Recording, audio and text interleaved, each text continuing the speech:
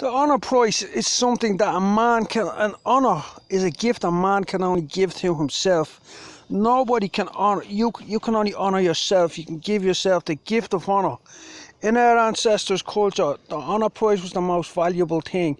It was worth more than money or anything. If you lost your honor, you were bollocksed. No one would have nothing to do with you. It was like being a rat and getting caught doing it. No one wants that to do with you.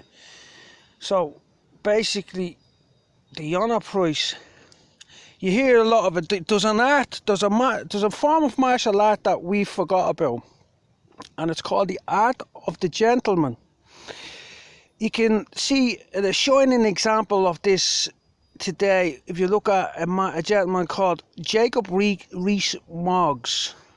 He has perfected the art of being a gentleman to the stage where you wouldn't be able to differentiate between him today and someone from the 18th, 17th, 1800s. His mannerisms are so perfected. Some people go out to learn Kung Fu. Some people go out and they learn boxing. Some people go out and learn cage fighting. Some people go out and learn brawling. They're forms of martial arts. But the art of being a gentleman is something that and it works on meritocracy. Yeah, your honor is something that's a merit. It's based on merit. Your family's merit in the past. You know, there's a lot of people say today the honor prize. It would be considered dishonorable in certain circles to have loads of debt. It would be frowned upon. Now, at the moment, that looks bad for people who are poor in poor disadvantaged areas of Tallaght, Balliol, Clondalkin, Crumlin, Coolock, Blanche, Finglas, Cabra, Ballymun, you name it, all these Darndale, all of these places. At the moment, people out in Darndale and places like that, they're considered to be poor. But in actual fact, the people that don't have loads of money and loads of mortgages, they're actually richer than the people that have the mortgages and all, because they're in debt. So basically, I come from a poor background financially, morally and spiritually, not so much. And my family don't owe money to nobody. So tomorrow, if the system was to change, which it will, it's going to change. It's not that important of a thing if you're on top of it. But usury is a very serious thing in our way of life. And we're returning to our original way of life. We're going to rule over the people who ruled over us. There's a tribe called the Dan tribe. They're nasty. We're going to take them captive. That's what the Bible says. So basically, when the Commonwealth, we're going to be certain people from certain families of good rapport in the eyes of the kings. They will be used as extensions of the will of the Gallic crown, which is an extension of the will of the Most High. And the leader of that is the extension of the will of the Most High, and you're supposed to be an extension of. So we're the tribe of Benjamin. Our tribe is the tribe that leads all the other tribes. Therefore, we're going to have a certain way to behave and certain mannerisms. And so the angel gent, or the English gent, the Irish gent, the Gaelic gent, it has to strive. It can't happen overnight to perfect the art of being a gentleman. Because I'll tell you why. The Bible says, always be kind and courteous to strangers, for some have unwittingly entertained angels. And it also says that those who love Jesus, he will manifest himself. Who love the Heavenly Father and Jesus, Jesus will manifest unto you. Jesus will come and visit you.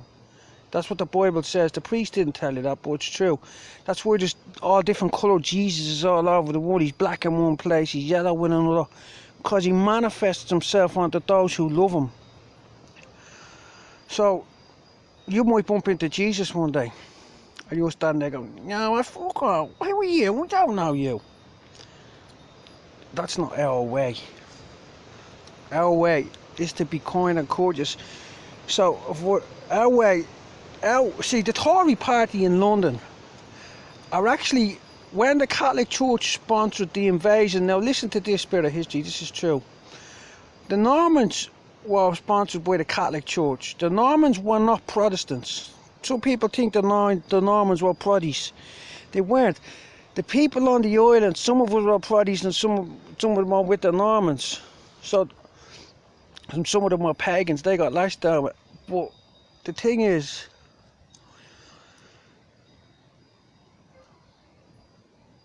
the Protestants, so the Tory party were actually people who fought against the Catholics. So the Tory party are the staunchest Irish before the Catholic Church came. They went to England and started up the Tory party. And now the Tory party is ruling over London. So basically, the art of gentlemanly conduct comes from the angels from our ancestors. So you see the Tory party, the way they behave like a gentleman, and you're right, honourable gentlemen and stuff like that. These are the gifts they give to themselves. So you can't be dishonoured. You have to behave more impeccably than the people below you. They can get away with more than you can in Gaelic culture. That's the Gaelic honour prize. That's a gift you can only give to yourself. You could decide tomorrow, I'm not going to lose my honour, I'm not going to give away my honour, I'm not going to dishonour myself, I'm going to do my best to behave to adopt this martial art of being a gentleman.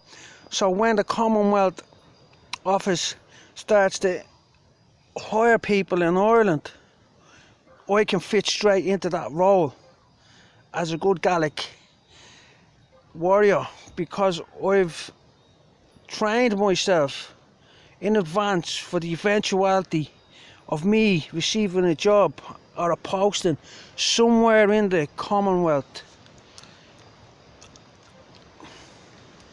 You don't have that opportunity now. You'll never get that opportunity of the Dublin government.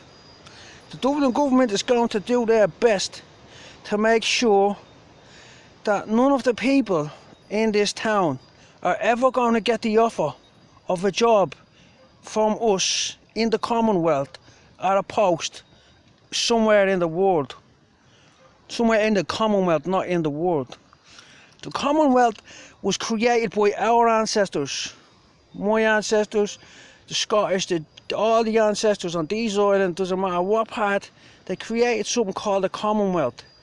It was the most peaceful period in human history and the most successful and recent. That's what our ancestors created. And then they had it, and then when the wars happened, someone broke it apart. We're gonna fix it. So if you're going into a job in government, you're looking at a job in government, you're not really gonna get many offers in Dublin abroad. But when the Commonwealth takes over and the honour prize, doesn't matter where you're from. See me, I talk like that when I'm in London. Who's shouting, mate? Who are you? I trained myself to put on a Cockney accent. And then when I'm around certain other, yes sir, how are you today? I can speak like that also. I trained myself to fit into certain roles that I might have and eventually I might fit into them roles. I'm multi-purpose, I'm not stuck to one thing. That's what we're looking at. It's like being out and about down snatches down the factories and all. You have to walk in one day and you pretend that you're looking for the such and such. You know yourself. You got a role play. But the art of being a gentleman is something that must be common amongst anybody in a meritocracy. Must be common denominator. You must make your way. You have to stand out for something. You have to push your way. You're not violent or aggressive or sneakily. You can't honour yourself. You do something sneaky to someone. You can't do nothing to none of your compadres that are in this with you. You have to be loyal to them.